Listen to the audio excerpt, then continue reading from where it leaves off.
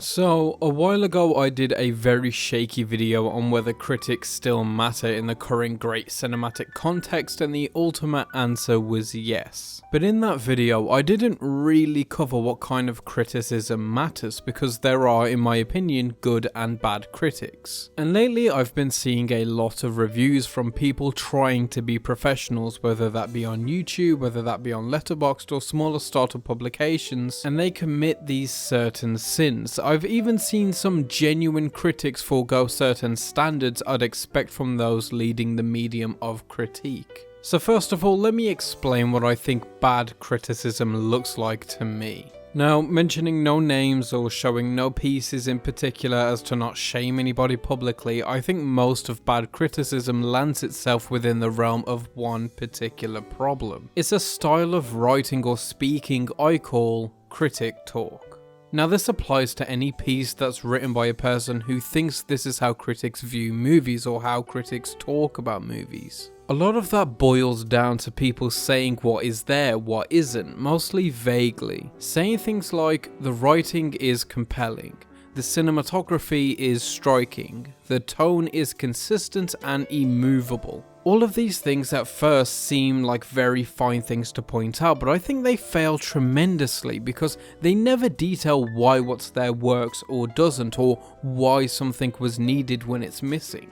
Like, to the top of those examples, why is this writing compelling? Compelling in which way? Saying the cinematography is striking is a complete nothing statement because cinematography is such a broad term that specifying what you're referring to is a necessity. How is the cinematography striking? Is the colour palette full of bold choices? Does the set design force a mood out of the audience, and which mood? Then of course, the tone is consistent and immovable, which sounds like it's saying something, but again, it's only painting half a picture. What is the tone that is so immovable, and does keeping this tone consistent benefit the movie, or is it to its detriment? The key to all of this is to fill in the reader on something they may not be aware of or had not considered. If I've never seen the movie before, telling me the tone is consistent doesn't at all prove helpful in painting a picture of what the film feels like. Because that's the key word, feel. It's the human connection part of critique that matters, the perspective and not just whatever the person writing deems objective. It's funny because you'd think it was obvious. Art at its most basic and raw form is there to invoke an emotion. It's supposed to make the audience feel something and think about something. Art is an expression of an emotion, an expression of an idea, a concept. It's supposed to represent something. And your job as a critic is to evaluate how efficiently that art puts across those ideas, whether it be on a technical level or an emotional one. And your job as a critic is to tell people how you responded to the art. So to see the leading manner of critique of this art form devolve into borderline checklisting is painful. People write about movies like they're doing an English exam, trying to cram in as many big words as possible, but ultimately aren't saying anything. All they've achieved is perhaps filling a word count. The substance is very lost a lot of the time in favour of sounding intelligent. Not only does it do nothing in ways of representing the critic as an audience member, it also makes reading or listening or just consuming the material an excessively dull endeavour. My friend Zach at the They Live By Film podcast recently said to me, I always see people praise Ebert, but I also don't think they've read many of his reviews. He was so much about his enjoyment and his feelings and rarely started talking about the technicals unless it led into his feelings. And I wholeheartedly agree. There's this weird misconception about Ebert where people believe he was a good critic because he was often right or just simply respected. Or at least that's the feeling I get when people refer to him, but anybody that has extensively gone through his written reviews or watched segments of him and Siskel, you'd find yourself often disagreeing with both of them as well as them disagreeing with each other. Because the point wasn't to be right or intelligent. The point and what made Ebert and yes Siskel people so exciting and popular as critics was their ability to articulate their feelings as well as coming off as likable people. They were the everyman's critic, using layman's terms and everyday vocabulary to express their views, which is in stark contrast to most people trying to be very professional, overly wordy and coldly calculated when trying to sound like critics. This is what's led to this belief that critics are pretentious, snooty. It's because most people's exposure to them on websites and apps like Letterboxd or IMDb, everything just reads as if people have a set of rules they judge every film by, and then when talking about whether the film met that criteria or not, they're googling synonyms for words to sound more distinguished. But it just comes across as robotic. As someone who writes reviews and critiques movies, not exactly professionally, but often, I have to think about how my words affect the listener.